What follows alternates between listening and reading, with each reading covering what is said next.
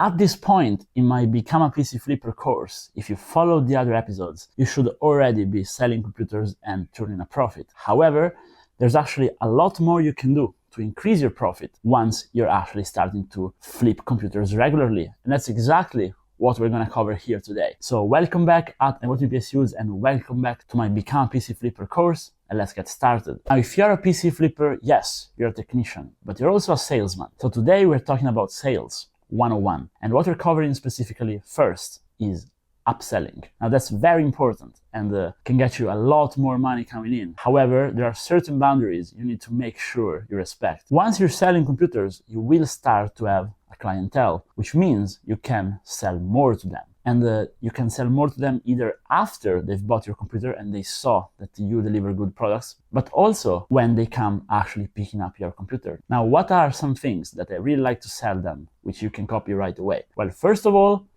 overclocking and undervolting services. Now, even though I literally have hundreds of tutorials on how to do this yourself, some people just cannot be bothered or just don't want to risk doing it on their hardware. So if you can do it for them, just set a simple GPU undervolting curve or set the XMP tuned in their motherboard and overclock their CPU. That's something that a lot of people are willing to pay for. However, you need to brand it as PC tweaking, because a lot of people that buy computers to play competitively are then going to go and pay a tweaker, which I'm not talking about people on the streets. I'm talking about people that are going to optimize your computer to have lower latency, more FPS, to play competitively. And you can simply do that because they are not doing anything special, those tweakers. They're just selling service, which you can also sell. And you also sold them the computer, so they should feel more safe dealing with you. So without going too much in depth, a few things you can do is controller overclocking, CPU overclocking, RAM overclocking, GPU undervolting. You can also do timer resolution, basically optimizing the scheduler. For all those things, I have tutorials. If you just learn them, you can then sell them to people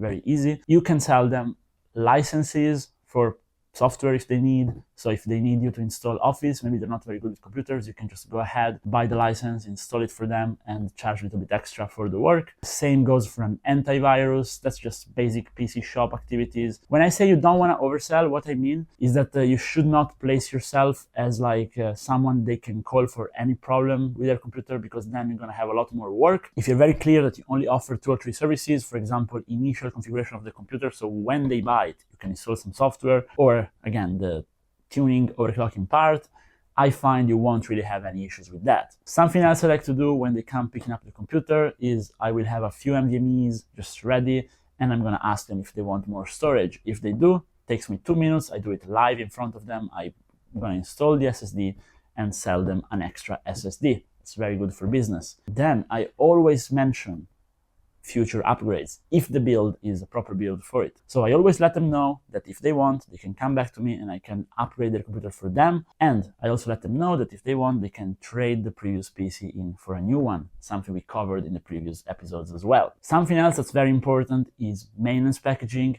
If you go out and buy a brand new BMW, they're gonna try and sell you 5 years or 100,000 kilometers package to go and change the oil at BMW.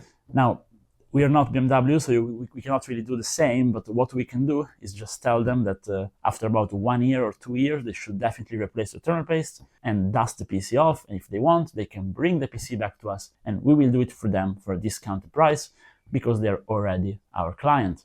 I also find that as you go and buy computers on the used market, you're gonna end up with some excess monitors or peripherals, which people are gonna give you for very little money. And if you know your market on these two, well, you can just sell them a monitor, sell them a keyboard, or even sell them a laptop like I have here today. You'd be surprised. Sometimes people come with your girlfriend to pick up the computer with the little brother and they need a laptop. And if you have one on display, you can just be like, hey, just pick this up. It's clean if you want it, and just give them a little bit of discount since they're a recurring client, but let them know. So first of all, tell them the full price and then tell them I can do you X percentage less since you're already buying a PC from me. That's a very easy way to turn more profit. Also, make sure you ask for referrals. So just tell them, hey, I know you're just buying the computer, but I know you're gonna love it. So if you go back home and you actually love it, if you love the performance, make sure you recommend me to all your friends. This is a lot better for marketing than buying ads can do for you. This is the best. Good old word of mouth never gets old. Now, special mention is if you have a niche interest. For example, if you make custom keyboards, or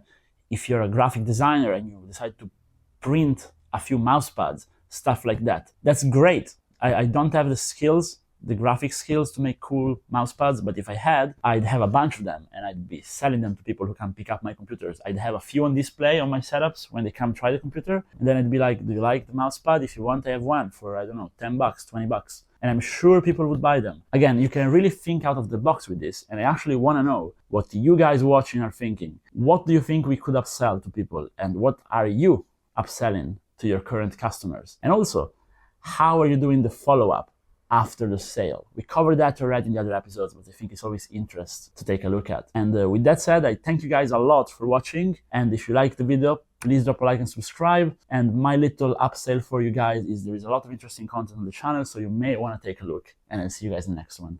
Bye-bye.